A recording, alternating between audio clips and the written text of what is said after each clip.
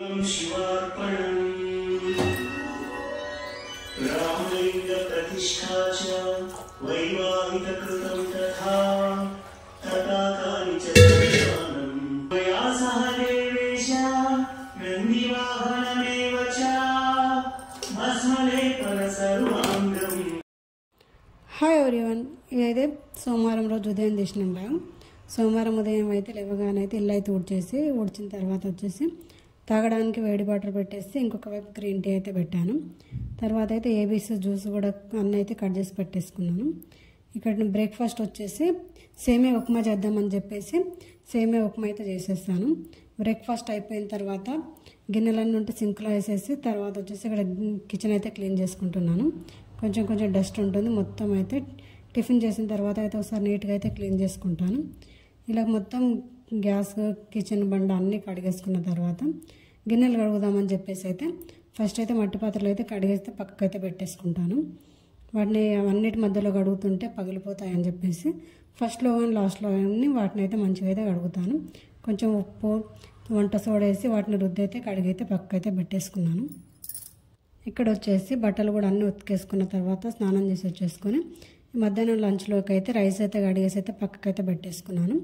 రైస్తో పాటు ఎర్రపప్పు చేద్దామని దాన్ని కూడా కడిగైతే పక్కకు పెట్టేసాం.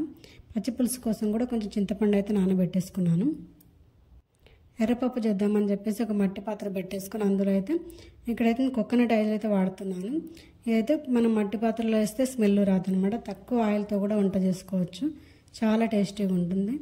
ఇంకా వేరే గిన్నెలు వేస్తే కొంచెం కొబ్బరి నూనె వాసన వచ్చినట్టు అనిపిస్తుంది. కానీ మట్టి పాత్రలో ఉన్న గుణం ఏంటంటే మనకి ఎలాంటి స్మెల్ రాదు. కొబ్బరి నూనె స్మెల్ రాకుండా అయితే మంచిగా వంట చేసుకోవచ్చు. అందుకోసం అయితే ఇక్కడ ఎర్రపప్పు అయితే చేసేసుకున్నాను. పొయ్యి పైన అయితే పెట్టేసుకున్నాను. ఆ తర్వాత పచ్చిపులుసు వేద్దామని చెప్పేసి చింతపండును కూడా మంచిగా చింతపండు గుజ్జు అయితే తీసేసుకొని అందులో ఉల్లిపాయ కొంచెం ఉప్పు కారం అన్నీ వేసేసుకొని వాటిని అయితే ఒకసారి అయితే ఇలా మంచిగా అయితే కలిపేసుకుంటున్నాను. అయితే ఎక్కువ నువ్వుల పొడి అయితే వేస్తాను. ఇందులో ఎక్కువ నువ్వుల పొడి ఎక్కువ ఉల్లిపాయలు వేసుకుంటే చాలా టేస్టీగా ఉంటుంది. తర్వాత వచ్చేసి దీనికి పోపు కూడా పెట్టేసుకున్నాను. ఇలా ఒక్కసారి తాలింపు పెట్టేసుకుంటే అయితే పచ్చిపులుసు అయితే రెడీ అయిపోతుంది. అన్ని రకాల పప్పులలో అయితే ఫాస్ట్గా అయ్యే పప్పు ఏదైనా ఉందంటే అది ఎర్రపప్పు. జస్ట్ 10 to 15 minutesలో అయితే మంచిగా అయితే ఉడికిపోతుంది, చాలా ఫాస్ట్గా అవుతుంది. ఆ పప్పు కూడా అయిపోయింది. అందులో కొంచెం కొత్తిమీర వేసేసుకొని దాన్ని పక్కకు పెట్టేసి ఇక్కడ రైస్ అయితే పెట్టేసా పొయ్యి పైన. ప్రతి నెల నాకు కావాల్సిన పిండిలను అన్నిటినైతే నేనే పట్టించుకుంటాను. అందుకోసం అయితే ఇక్కడ జొన్నలు అయితే 2 రకాలు తెచ్చా. ఒకటి ఎర్ర జొన్నలు, ఇంకోటి వచ్చేసి తెల్ల జొన్నలు. చాలా డస్ట్ ఉంది అందులో. అలాగే సజ్జలు, రాగులు, బియ్యపు పిండి, గోధుమలు అన్నీ అయితే పిండి మిల్లుకి అయితే పట్టించుకుంటాను. ప్రతి నెల పట్టించుకుంటాను నాకు కావాల్సినంత. వాటిని అయితే తెచ్చేసుకున్నాను. తెచ్చిన తర్వాత వాటిని అయితే ఇక క్లీన్ అయితే చేసేసుకోవాలి. ఎంతమంది ఇలా అన్ని రకాల పిండిలు మిల్లుకు పట్టించుకుంటారో కామెంట్ చేయండి.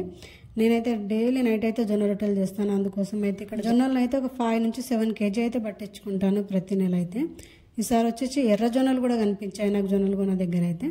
అవి వచ్చేసి స్టార్టింగ్ కాబట్టి ఒక 2 కిలోలు అయితే తెచ్చేసుకున్నాను. నార్మల్ జొన్నల కంటే వాటికే రేట్ ఎక్కువ ఉంది. అందులో కొంచెం ఎక్కువగా షుగర్ ఉన్న వాళ్ళు అలాంటి వాళ్ళకైతే చాలా బాగా ఉపయోగపడతాయని చెప్పేసి అయితే అంటున్నారు ఎర్ర జొన్నలు అని చెప్పేసి. దాంతోపాటు తెల్ల జొన్నలు కూడా తెచ్చుకున్నాను. వాటిని కూడా ఒకసారి నీట్గా అయితే కడుక్కుంటున్నాను. ఇందులో వచ్చేసి చాలా లక్క పురుగు అయితే ఉంది. 1కి 4 సార్లు అయితే మంచిగా అయితే కడుక్కోవాలి. ఇలాగా నాకు వచ్చేసి జొన్న రొట్టెలు చేయడం అంటే చాలా బాగా అలవాటు అయిపోయింది. దాంతోపాటు జొన్నలను అయితే మంచిగా క్లీన్ చేసేసుకుంటాను. ప్రతి నెల జొన్నలను అన్నిటినైతే క్లీన్ చేసేసుకొని వాటిని అయితే మంచిగా ఎండకైతే పెట్టేసుకుంటాను. ఒక 4-5 సార్లు కడిగేసిన తర్వాత వాటిని అయితే ఒక మంచి క్లాత్లో పోసేసి వాటర్ అంతా పోయే వరకు పక్కకైతే పెట్టేసుకుంటాను. అలా పెట్టేసుకుంటే వాటర్ అంతా పోతుంది. దాంతోపాటు ఇక్కడ వచ్చేసి ఇవి అయితే సజ్జ రొట్టెలు కూడా చేస్తుంటాను అప్పుడప్పుడు. 1 kg అయితే తెచ్చుకుంటాను, ఎక్కువ తెచ్చుకొని 1 kg సజ్జలు అయితే తెచ్చుకున్నాను ఇక్కడ. వాటిని కూడా ఒక 2-3 సార్లు మంచిగా అయితే ఇలా క్లీన్ అయితే చేసేసుకుంటున్నాను. ఇందులో కూడా డస్ట్ చాలా ఉంటుంది. ఇలా అన్ని రకాల జొన్నల్ని, సజ్జల్ని, రాగుల్ని ఇలా అన్నీ తెచ్చేసుకొని అయితే ప్రతి నెల క్లీన్గా అయితే చేసుకుంటాను ఇలాగా.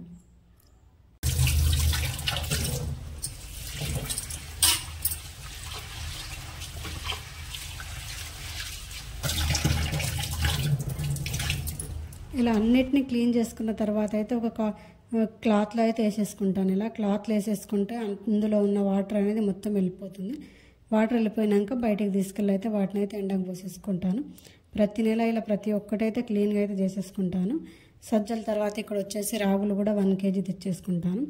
రాగి జావ కోసం ఎప్పుడైనా రాగి ముద్ద చేసుకోవడం కోసం అని చెప్పేసి 1 kg సజ్జల రాగులు అయితే తెచ్చేసుకున్నాను. ఇక్కడ అప్పుడప్పుడు రాగి రొట్టెలు కూడా చేస్తాను. చాలా బాగుంటాయి, చాలా మెత్తగా ఉంటాయి. జొన్న రొట్టెల కంటే రాగి రొట్టెలు కూడా చాలా మెత్తగా ఉంటాయి. మా చిన్నప్పటి నుంచి అయితే మా ఇంట్లో అయితే జొన్న రొట్టెలు చేసేవాళ్ళం.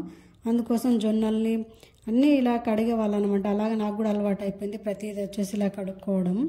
ఇలా కడుగుతుంటే మంచిగా అనిపిస్తుంటుంది ఆ సౌండ్తో అయితే. మరీ మట్టి పాత్రలో పోసి కడుగుతుంటే అయితే చాలా మంచిగా అనిపిస్తుంది. ఇలాగ వచ్చేసి ఈరోజు రాగుల్ని, సజ్జల్ని, జొన్నల్ని అన్నిటిని అయితే నీట్గా అయితే క్లీన్ చేసుకున్నాను.